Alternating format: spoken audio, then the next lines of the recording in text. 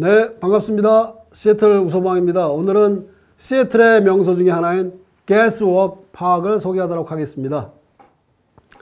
많은 사람들은 버려진 공장을 버려서 고철로 사용하기도 하는데요. 시애틀의 경우에는 이 가스워크 파크를 그 옛날에 사용하던 건물을 그대로 놔둔 채로 공원으로 조성해서 그 일반 시민들이 사용하도록 만들어 놓은 곳입니다. 이곳은 오래전부터 석탄을 떼서 만들어진 가스로 원유를 만드는 공장이었습니다. 이게 이제 1906년부터 1956년까지 거의 50년 가까이 이 공장을 사용했던 것인데요. 이것을 이제 일부 단장을 해서 1960년부터 현재까지 시애틀 시민이 사용할 수 있는 그 공원으로 조성된 곳입니다. 그래서 지금 현재는 그 당시 50년 이상 사용하던 건물을 80% 이상을 그대로 보존한 채 지금 공원으로 조성해서 많은 시민들이 사용하는 곳인데요.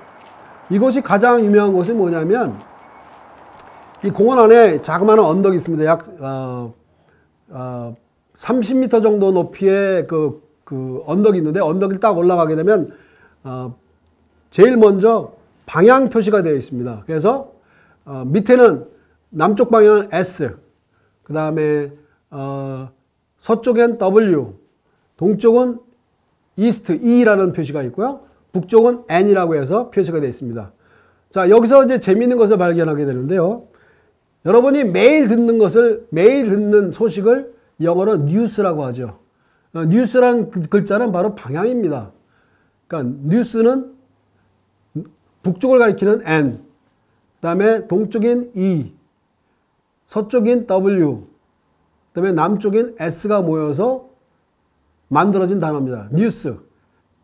N, E, W, S. 그야말로 동서남북에, 우리는 동서남북이라고 하는데요. 여기 서양 사람들은 북, 동, 서, 남. 그래서 뉴스라는 말이 탄생하죠. 그래서 영어를 배울 때 처음부터 이렇게 단어가 만들어진 어원을 생각했다면 너무 좋았을 거라는 생각을 개인적으로 합니다. 그래서 이제 한 가지 부연하자면 미스테이크라는 말이 있죠. 실수했다, 갖지 못했다. 그 미스와 테이크가 만난 그 합친 단어거든요. 마찬가지로 understand이라는 말, 이해한다, 이해한다는 말, under와 stand이 합친 말. 그런데 제가 영어를 배울 때만 해도 understand라는 말을 외우기 위해서 understand를 골백번 외웠던 생각이 납니다. 그 understand이라는 말은 under와 stand이 합성하라는 말을 아마 알았다면 지금같이 영어를 버벅거리지는 않았겠다는 생각을 개인적으로 하게 됩니다. 여러분도 뭐 이제 영어 단어를 배울 때 그런 식으로 아마 연상해서 하면 더 쉽게 배우지 않을까 하는 생각을 하게 됩니다. 아무튼 이 가스워크 파크의 언덕에서 딱 보게 되면 남쪽 방향으로 이제 바로 앞에 유니언 레이크가 보입니다. 유니언 레이크가 보이면서 멀리 시애틀 전경이 보이면서 제일 오른쪽에 스페이스 니들이 보이고요. 또 유니언 레이크 호수 주변에 하우스 보트들이 보입니다. 그 집으로 만들어진 보트 형태인데 하우스 보트라고 하죠. 그러니까 물에 떠 있는 집들이 보이는데 오래전에는 플로팅 하우스라고도 하겠는데 요즘에 영어 단어가 아주 쉽게 바뀌었습니다. 그래서 요즘에는 그런 집들을 하우스 보트라고 부릅니다. 그래서 이 장소는 바로 여러분이 너무 잘 아는 시애틀의 잠 못 이루는 밤, Sleepless Seattle이라는 영화를 촬영한 장소이기도 하고요. 그 언덕에서 딱 보면 오른쪽에, 다시 말하면 서쪽 방향에 영화 주인공 톰 행스가 살았던 그 하우스 보트가 보입니다. 그 촬영 장소가 보이고요. 재밌는 것은요, 이 하우스 보트가 유니언 레이크가 있는 게 아니라 유니언 레이크와 연결되어 있는 레이크 워싱턴으로 연결되거든요. 더 큰, 근데 거기까지 연결돼서 모두 약 500채의 하우스 보트가 있는데요. 이 하우스 보트가 재밌는 건 뭐냐면 500채를 다 관리할 수가 없기 때문에 일정한 채마다 반장이 있습니다. 반장. 이거 한국식으로 하면 반장이 있어갖고 그 사람들이 연락을 하고 또 관리를 하고 서로 연락하는 반장 제도가 있다는 걸 참고로 알려드립니다. 그리고 또 이 유니언 레이크는요, 바로 게이스워크에서 보이는 것은 지금은 2020년 봄에 이제 폐쇄가 된 라이드 덕 라이드라고 해서 그 지상에서도 다니고 또 보트에서도 다니는 그 보트 같이 생긴 자동차가 있었는데요. 그게 이제 다니기도 했었습니다. 지금은 이제 2020년에 파산해서 더 이상 보지 못하는 거지만 제가 동영상을 통해서 잠시 이제 보여드리겠습니다. 그래서 하우스 보트가 다니기도 했고요. 또 이 게스워크 파크에서 그 동쪽 방향으로 보게 되면 그 시애틀 그 뮤지엄이 보입니다. 그 아시안 뮤지엄이 언덕에 보이는 장면을 볼 수가 있고요. 그 다음에 이 유니언 레이크에서 수상 비행기가 뜨고 내리는 걸 볼 수가 있고요. 그 다음에 다양한 요트와 보트들이 다니는 걸 볼 수가 있고, 또 레이크 워싱턴에서 이 유니언 레이크를 거쳐서 운하로 가는 보트를 볼 수가 있습니다. 그래서 이제 제일 중요한 것은 뭐냐면 게스워크 파크이 그 매년 미국에서 가장 중요한 날이 있죠. 인디펜던스 데이, 독립기념일 날 7월 4일 날 바로 여기서 엄청나게 가장 시애틀에서는 규모가 큰 불꽃놀이를 하는 장소이기도 합니다. 그리고 여기가 이제 그 언덕이 잔디밭으로 되어 있는데요.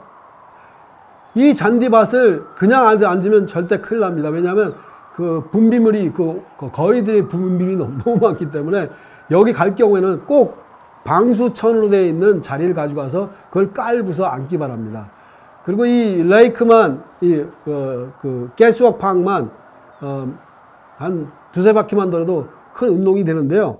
주의할 점이 뭐냐면 초창기에 제가 처음에 말씀드린 것처럼 미국의 가장 큰 문제 중에 하나가 뭐냐면 홈리스 문제입니다. 홈리스, 집이 없는 사람들이 게스워크 파크에 엄청나게 많이 거주를 합니다. 그래서 지금 슬럼화가 되어 있는데요. 그것이 미국의 문제뿐 아니라 시애틀의 가장 큰 문제이기도 합니다. 지금 시애틀에만 지금 2만 5천 명 이상의 홈리스가 거주하고 있는 것으로 알고 있는데, 그 중에 가장 많은 사람들이 거주하는 지역 중에 하나가 게스워크 파크에 거주를 하고 있습니다. 그래서 다닐 때 여러분이 좀 특히 조심하시기 바라고요.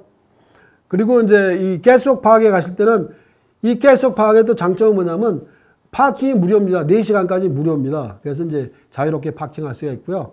게스워크 파크를 보신 후에 프레몬트 방향으로 가게 되면 또 볼거리가 또 많습니다.